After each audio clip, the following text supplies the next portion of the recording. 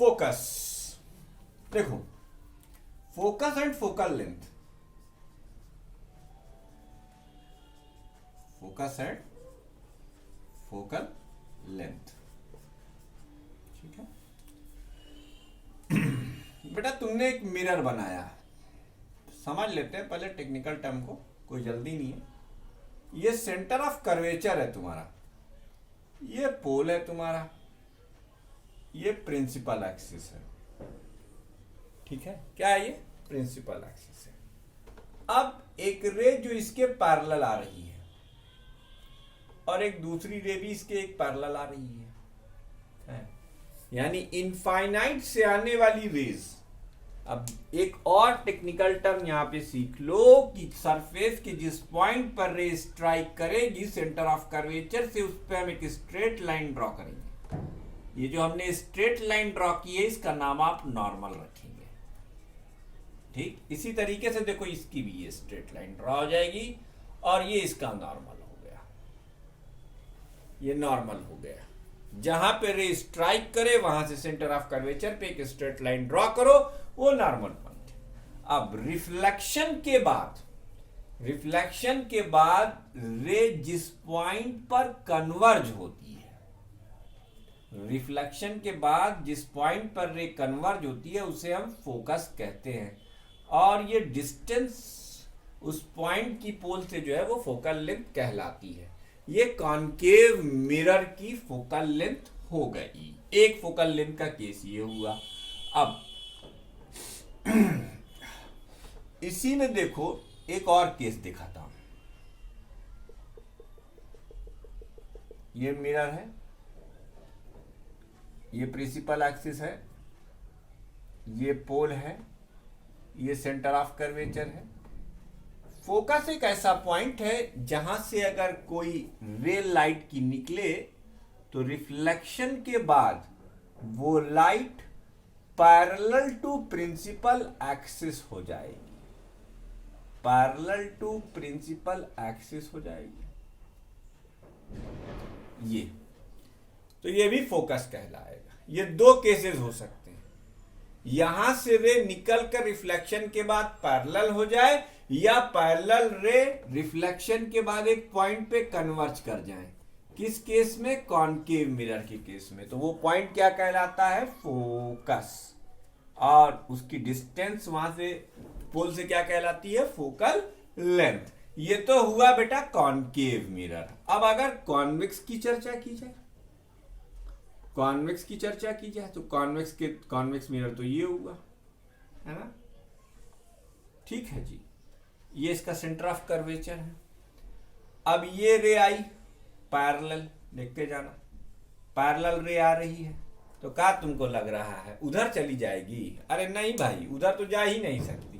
तो देखो हम अपनी जनरलिटी का लॉस कहीं नहीं करते, याद रखिएगा। फिजिक्स अपनी जनरलिटी को नहीं छोड़ती, चाहे कुछ हो जाए। जनरलिटी का मतलब यहां पर यह है कि हमें एक नियम बताया गया है कि रे जहां जिस पॉइंट पर स्ट्राइक करे वहां से आप सेंटर ऑफ कर्वेचर पर एक स्ट्रेट लाइन खींच दीजिए, आपको नॉर्मल मिल जाएगा। ये आपका नॉर्मल हो गया। ऐसा ही आपने एक और खींच दिया भाई, ये भी आपका नॉर्मल हो गया। हाँ जी, ये क्या हो गया? आपका नॉर्मल हो गया। अब ये रे रिफ्लेक्शन के बाद ऐसे जाएगी, ये देखिए, ठीक। तो बाबू ये कहीं पीछे से आती हुई दिखाई देगी। ये जहां पीछे से आती हुई दिखाई दे रही है वही पॉइंट क्या कहलाएगा? फोकस कहलाएगा। ये कॉन्वेक्स मिरर का एक केस हुआ। दूसरे केस में देखो, अच्छा इससे एक फायदा भी हो रहा है, हमें डायग्राम ट्रेस करने की टेक्निक भी पता लगती चली जा रही है। अभी देखो मैं इसी से फटाफट डायग्राम बनाऊंगा। ये सब पुराना है लेकिन चलो कोई बात नहीं, रिवाइज कराने में मेरा कुछ नहीं घटता। ये देखो, ठीक है, एक ऐसे पॉइंट पर कन्वर्ज करे रे, appears to converge from a point, ऐसे,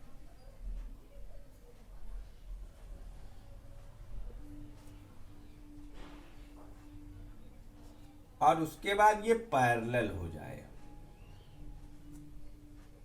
ये दूसरा केस हो गया। कन्वर्ज होने वाली रे अगर प्रिंसिपल एक्सिस के पैरेलल हो गई तो फिर वो पॉइंट क्या कहलाएगा? फोकस कहलाएगा। बेटा मैंने चारों पॉसिबिलिटी यहां पे लिख दी।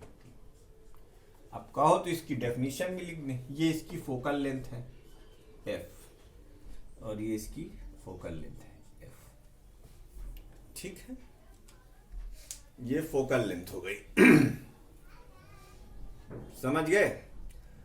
अब ये चार डायग्राम हो गए। अब ये जो जगह बची हुई है इस जगह में हम लिख देते हैं इसकी डेफिनेशन। फोकस क्या होता है? In case of concave mirror, in case of concave mirror, the focus is a point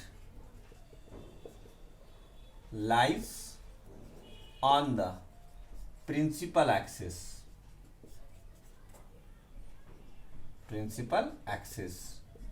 where the parallel rays converge after reflection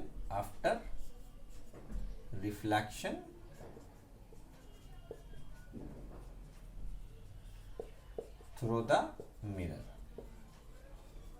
ये ठीक है, या ऐसे भी लिख सकते हैं और the point from which the originated rays become parallel to the principal axis after the reflection in case of concave mirror is known as focus। The point on the principal axis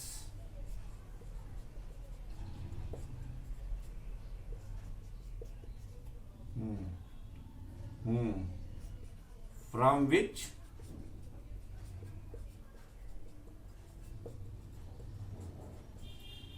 originated rays become parallel to the principal axis after reflection from the mirror। In case of concave mirror, concave mirror के लिए आप focus को इन दो तरीकों से define कर सकते हैं। The length between the focus and the pole is known as focal length. चलो फोकल लेंथ भी लिख देते हैं।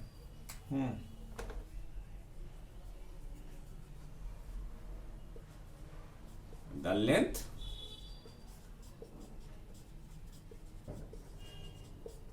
between the pole and focus is known as focal length। Focal length. तो दो केस के लिए हमने डिफाइन कर दिया। अब देखो टेक्निकलिटी समझो। अगर यही कॉन्वेक्स मिरर होता है, the focus is a point lies on the principal axis where the parallel rays appears to converge after the reflection through the mirror। appears to का definition आया था। इसमें क्या होता? the point on the principal axis from which originated ray appears the point on the principal axis at which the directed ray become parallel to the principal axis after the reflection is known as focus। तो दो focus define कर सकते हैं आप। एक इस side में देखिए फोकस डिफाइन करने का दो तरीका इसमें भी है और दो तरीका इसमें है ना। अब तो अगर 9th में है तो आपसे पूछा जा सकता है और 12th में है तो आपसे फोकस की डेफिनेशन नहीं पूछी जाएगी। बताना सिर्फ इसलिए जरूरी है कि आपको अभी हमें रे ट्रेसिंग सिखानी है, इसलिए आपको फोकस और फोकल लेंथ के बारे में जानना चाहिए था। ठीक है, फोकस और फोकल लेंथ के बारे में आपको जानना बिल्कुल चाहिए था, इसलिए कि अभी हमें रे ट्रेसिंग आपको सिखानी है। ठीक, अब ये फोकस समझ में आ गया, सेंटर ऑफ कर्वेचर समझ में आ गया, रेडियस ऑफ कर्वेचर समझ में आ गया। चलो भैया अगर चर्चा हो 12th की और डेरिवेशन ना हो तो फिर थोड़ा सा आनंद नहीं आता। आनंद आने के लिए अब आपके सामने में एक डेरिवेशन करने जा रहा। Relation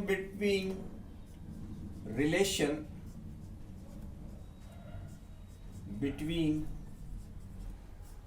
focal length and radius of curvature.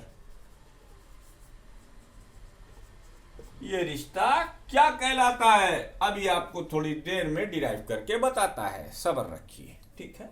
Relation between focal length and radius of curvature. तुम्हारी इच्छा है कॉनकेव से करो, तुम्हारी इच्छा है कॉन्वेक्स से करो, रिजल्ट सेम आएगा। जो रिजल्ट आएगा वो मैं आपको बता रहा हूं। देखिए साहब, यह आपने एक मिरर लिया,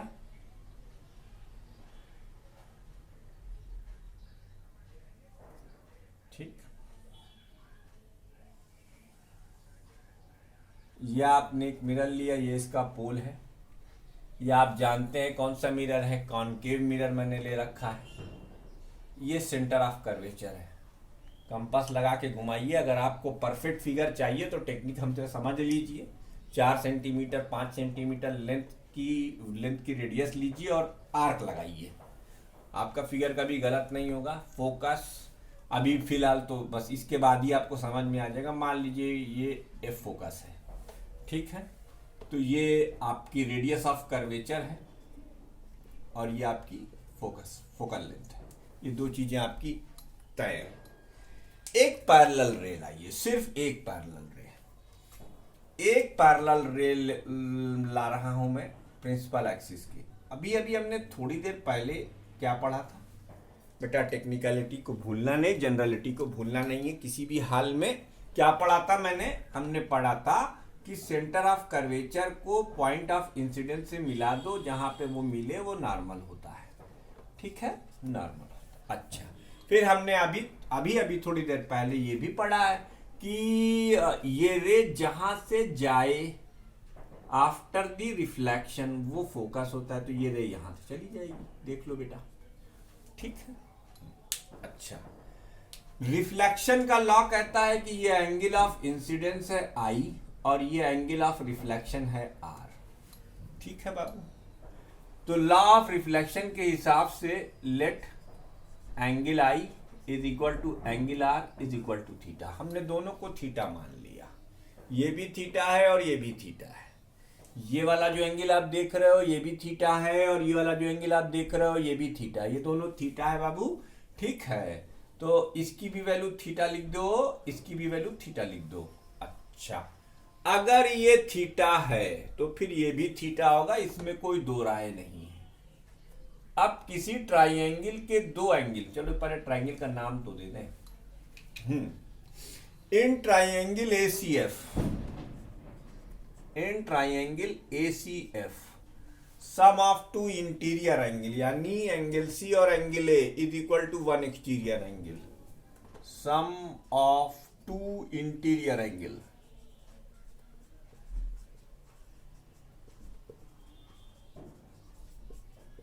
is equal to 1 exterior angle, यानी theta plus theta is equal to क्या हो जाएगा बाबू, ये sum of two interior is equal to 1 exterior, यानी अपने आप ये 2 थीटा हो गया। बहुत बढ़िया, ये एंगल कितना हो गया, 2 थीटा। अब एक टेक्निकलिटी आई, हमने कहा if aperture is small, if aperture is small, थोड़ी सी बेईमानी करते हैं। इफ अपर्चर इज स्मॉल, तो भैया ये जो तुम्हारा एपी तुमको तिरछा दिखाई दे रहा है ना, तिरछा ना लो, इसको सीधा कर लो, इसे ए लिख लो, इसे पी लिख लो, घबराओ नहीं, अभी काट डालूंगा, चिंता मत करो, हैं, ये सिर्फ तुम्हें समझाने के लिए है ना, बेईमानी कर रहा हूं, लिख के कर रहा हूं। अपर्चर स्मॉल है, अपने से नहीं कर रहा, सी थीटा, ये देखो। अब इस ट्राइंगल में तुमको ये डिस्टेंस मालूम है, tan थीटा डिफाइन करो। tan थीटा की वैल्यू होगी परपेंडिकुलर यानी AP अपॉन बेस यानी CP, अपर्चर चूंकि स्मॉल है इसलिए tan थीटा की वैल्यू थीटा के बराबर हो जाएगी। ये भी हम तुमको बता चुके हैं 11th क्लास में। थीटा की वैल्यू AP अपॉन R कर दो, ठीक है। अच्छा, बहुत बढ़िया भाई। इसी ट्रायंगल में देखो ये बीच में F पड़ा हुआ है, यहीं से एक लाइन और, ये सिर्फ तुम्हारे लिए अलग से मैंने बना दिया है। हालांकि हम चाहते तो इसी में हौश पौश कराते, लेकिन हमने ऐसा नहीं करके ये किया। अब इस ट्रायंगल में ये तो है इन ट्रायंगल ACP, और अगेन इन ट्रायंगल AFC, ये वाला ट्रायंगल जो है AFC ट्रायंगल में देखो, ट्रायंगल AFC में tan 2 theta lump sum equal to 2 theta is equal to AP upon F, equation number 2, equation number 1। एक काम करो, थीटा की वैल्यू AP अपॉन R इसमें रख दो,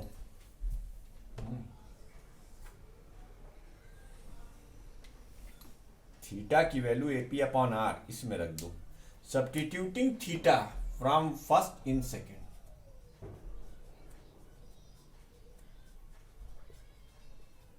substituting theta from 1 in 2, तो 2 इंटू AP अपॉन R और ये AP अपॉन F, AF से AP कैंसिल, तो F की वैल्यू क्या होगी R/2, ये रिलेशन होता है। अब अगर तुम्हें शौक लगा तो एग्जैक्ट प्रोसीजर अप्लाई कर तुम कॉनकेव मिरर के लिए, कॉन्वेक्स मिरर के लिए भी निकाल सकते हो, लेकिन कोई उससे फायदा नहीं होगा। तो ये रिलेशन अपन को याद रखना है, F की वैल्यू R/2 के बराबर होती है किसके केस में, मिरर के केस में, ठीक है। Relation between focal length and radius of curvature, ये आपका वो हुआ, ठीक है। अच्छा, अब तुम्हें इमेज ट्रेसिंग के लिए कुछ रूल्स बताता हूं ताकि कभी कंफ्यूज नहीं हो। Rules for the image tracing, बेटा वीडियो को पॉज कर इसे भी नोट कर लो, ऊपर का नहीं दिख रहा है तो दिखा देते हैं। आप लोग कमेंट करके बताया करिए भाई, कोई कमी वमी वीडियो में रह जाया करे, समझ गए तो बता दिया करिए, डाउट उठ रहा करे तो व्हाट्सएप पे पूछ लिया करिए, और थोड़ा सा सीरियसली वीडियो को देखिएगा प्लीज। देखिए, एक था 10th क्लास में साइन कन्वेंशन, ट्राइगोनोमेट्री में भी कराया जाता है और कोऑर्डिनेट ज्योमेट्री में भी कराया जाता है। क्या भाई, वही देखते जाओ। अच्छा, अब एक बार बता रहे हैं, अब ये हम पूरी ऑप्टिक्स में दोबारा नहीं बताएंगे, साफ साफ सुन लो, आज एकदम ध्यान से देख लेना। साइन कन्वेंशन के लिए अहमद सर का अपना एक अलग ही फंडा है। क्या है वो फंडा? वो फंडा ये बाबू, एक बात बताओ, ये क्वाड्रेंट है ना, इसमें तुम कोई भी ऑप्टिकल एलिमेंट रखो। पूछो सर ये क्या बला है भाई, आप तो मिरर पढ़ा रहे थे, ये ऑप्टिकल एलिमेंट क्या बला है भाई? ऑप्टिकल एलिमेंट का मतलब ऐसे एलिमेंट जिनसे हम रिफ्लेक्शन और रिफ्रैक्शन के फिनोमिनास को ऑब्जर्व करते हैं। अब ऑप्टिकल एलिमेंट में सबसे इजीली जो आता है वो रिफ्लेक्टिंग सरफेसेस आता है। अब रिफ्लेक्टिंग सरफेस में क्या आ गया बेटा? प्लेन मिरर आ गया, कॉनकेव और कॉन्वेक्स मिरर यानी स्फेरिकल मिरर्स आ गए। फिर ऑप्टिकल एलिमेंट्स वहां भी होते हैं जहां लाइट का फिनोमिना यूज हो रहा हो, रिफ्लेक्शन हो रहा हो, रिफ्रैक्शन हो रहा हो, पोलराइजेशन हो रहा हो, इंटरफियरेंस हो रहा हो, डिफ्रैक्शन हो रहा हो। कसम को जाकी मैं किताब से नहीं पढ़ा था, इसलिए मैं आपको बता रहा हूँ। आप जानते हैं अच्छे तरीके से हमारे बारे में कि मैं किताब नहीं देखता, तो इसलिए मैं बता रहा हूँ कि ये ऑप्टिकल एलिमेंट मैंने लिख दिया, इसके अंदर कोई ऑप्टिकल एलिमेंट होगा। अब नमक स्वादानुसार और चुनाव स्थिति अनुसार होता है, इसलिए ये ऑप्टिकल एलिमेंट लिखकर मैं तुम्हारे लिए एक बात बता रहा हूँ। जैसे उसमें ओरिजिन होता था, इधर के क्वाड्रेंट में जो चीज लाई करती थी वो तुम प्लस प्लस लेते थे, इधर के क्वाड्रेंट में जो लाई करता था उससे तुम माइनस प्लस लेते थे, इधर के क्वाड्रेंट में जो भी लाई करे वो सब माइनस माइनस हो जाता था, और इधर प्लस का माइनस हो जाता था। इसमें बाबू क्या करना है, इधर जो भी दूरी तुम मेजर करोगे वो प्लस की होगी, अरे सॉरी माइनस की होगी। इधर जो भी दूरी तुम मेजर करोगे वो प्लस की होगी, ऊपर तुम जो भी दूरी मेजर करोगे वो प्लस की होगी, और नीचे तुम जो भी दूरी मेजर करोगे वो माइनस की होगी, चाहे इस साइड हो चाहे इस साइड हो, बात खत्म। बस इतना याद रखना, इंसिडेंट रे जिस तरफ है वो निगेटिव साइड है, उसके अपोजिट जो कुछ भी आएगा वो सब प्लस में आएगा। ये साइन कन्वेंशन अगर तुम्हें पता है तो फिर तुम्हें कोई दिक्कत होने वाली नहीं है। अब हम लोग सीखेंगे, पहले तुम 3 नियम सीख लो। Rule to form the image by spherical mirror, rules for the formation of image, formation of image by spherical mirror, spherical mirrors. Spherical mirror से इमेज फॉर्मेशन के रूल सीखने हैं हमको। भैया एक बात बताएं, अगर देखो ऐसे तो ऑब्जेक्ट से इनफाइनाइट नंबर ऑफ रेज निकलती हैं, तो हम इनफाइनाइट नंबर ऑफ रेज को खींचने बैठेंगे तो हमारी एक ये इमेज बनने में जो है पूरा जिंदगी निकल जाएगा, तो ये तो हम चैप्टर तो पढ़ ही नहीं पाएंगे। इसलिए हमें कुछ खास नियम पर ध्यान देना है। देखो, जैसे तुमने एक कॉन्केव मिरर लिया, रूल नंबर 1 ये है, प्रिंसिपल एक्सिस के पैरेलल आने वाली रे हमेशा फोकस से ही जाएगी भैया, ये याद रखना। एक रूल तो ये हो गया। दूसरा रूल तुम ये जान लो कि अगर कोई रे सेंटर ऑफ कर्वेचर से जा रही है तो जैसे जा रही है वैसे ही वापस आएगी। ठीक उसी तरीके से कि आपने किसी से 100 रुपए लिए और आपका देने का मूड नहीं है, वो सामने आ गया तो आप यू टर्न लेंगे। तो ये जो यू टर्न की कहानी है वो यहाँ भी होती है, लेकिन कब? जब एक रे सेंटर ऑफ कर्वेचर से पास करती है। ये दूसरी। और तीसरा, इन दोनों से ही हमारा ज्यादातर जुगाड़ हो जाएगा। और एक तीसरा हम तुमको रूल अलग से बता देते हैं भैया, अभी हमने इसके बारे में बताया था, इस बेचारे को पोल कहते हैं, तो इससे भी यही नियम लगेगा। ये देखो, अरे ये 3 रूल याद रखना है, नोट कर लो। ठीक, जो भी फोकस से आने वाली रे, अरे parallel to principal axis focus से जाएगी, और अगर वो नहीं है तो फिर सेंटर ऑफ कर्वेचर से अनडिविएटेड जाएगी। और ये 3 बातें याद रखो। अब तुम्हें अगर